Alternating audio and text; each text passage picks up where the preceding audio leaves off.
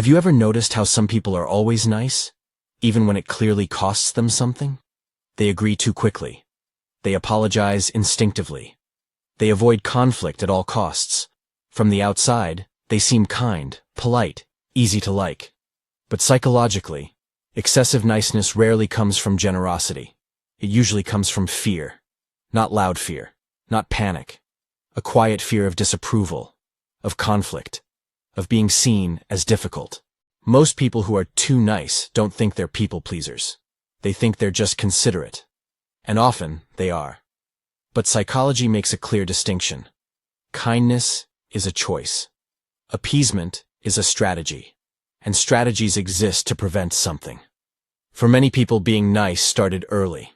At some point, expressing anger, disagreement, or needs felt unsafe. It created tension, disappointment, distance. So the brain adapted. It learned that being agreeable kept connection intact, that pleasing others reduced emotional risk. Over time, niceness stopped being optional.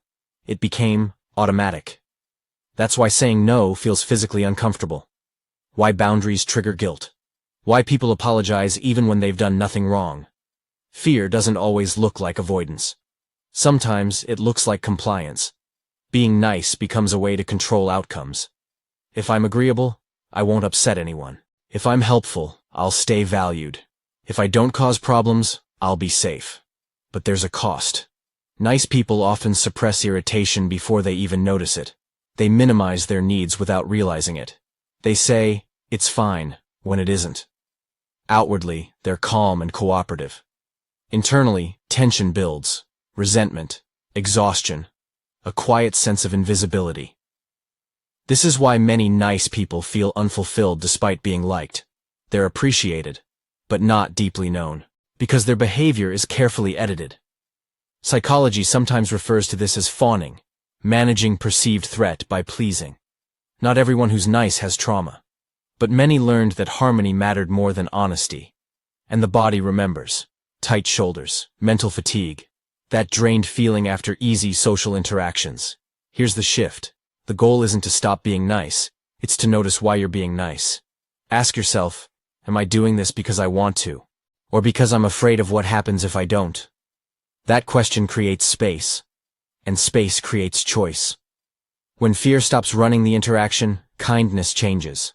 It becomes lighter, more honest, less exhausting. Some people will resist this shift. They benefited from your silence. Others will respect you more. And the most important change happens internally. You start trusting yourself again. If this felt uncomfortably accurate, it's not a flaw. It's awareness. And awareness is where patterns begin to loosen. If you want more breakdowns like this, subtle behaviors and the psychology behind them, subscribe to the channel. And if this resonated, comment below. What's one moment where your niceness wasn't really a choice? That insight is often the first step toward change.